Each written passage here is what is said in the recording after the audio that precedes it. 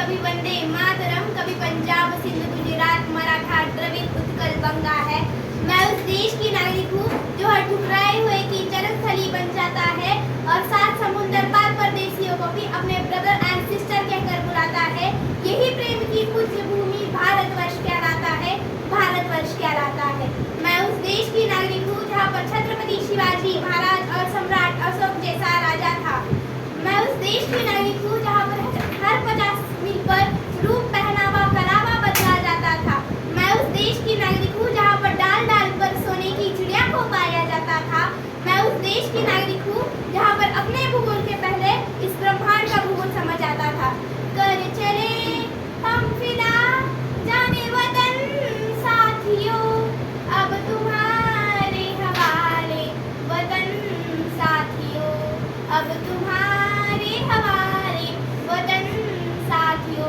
असं विश्वासाने म्हणत सर्वस्वाचं समर्पण केलेली पिढी हळूहळू स्वराज्य पटलावरून हस्तगत झाली आणि नव्या पिढीचा नवा जोश कसा असेल याकरिता 26 जानेवारी 1950 रोजी राज्यघटना अंमलात आली. आजच्या दिनी माझे गुरुजन, माझे ट्युशनचे सर व माझे मार्गदर्शक माझे वडील यांना वंदन करून भाषणाला सुरुवात करते. नमस्कार मित्रांनो, माझे नाव प्राची दिगंबर आडसे. मी इयत्ता 4थी मध्ये शिकत आहे. माझ्या ट्युशनचे नाव पटवा क्लासेस आहे. मित्रांनो, 26 जानेवारी 1950 रोजी राज्यघटना अंमलात आली. कारण स्वातंत्र्याची स्वप्ने भारतीय जनता पाहू लागली. पंडित जवाहरलाल नेहरू, सुभाषचंद्र बोस यांच्या नेतृत्वाखाली भारत सुखाने नांदेल असे दिसू लागले.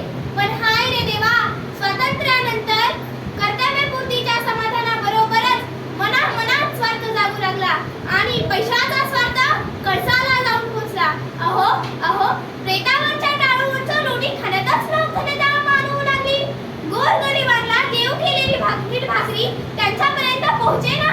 आणि अशातच भ्रष्टाचार नावाचा एक निमा शिष्टाचार देशात सर्वसम्मत झाला आणि तो आपल्या बरोबर काळा पैसा नावाचा एक विषारी नाग घेऊन आला. काळा पैसा नावाचा एक विषारी नाग घेऊन आला. स्वार्थ हा त्याचा धर्म आहे, भ्रष्टाचार ही त्याची संस्कृती आहे, काळा पैसा हाच त्यांचा परमेश्वर आहे, सत्ता मिळवणे हेच त्यांचे अंतिम ध्येय आहे. भारताला लागलेली हीच खरी कीड आहे, हीच खरी कीड आहे. कोणतीही जात नसलेली एक नवी पिढी हिंदुस्थानात जन्माला आली आणि स्वतंत्र हिंदुस्थानाच्या रसाला सुरुवात झाली. धन्यवाद.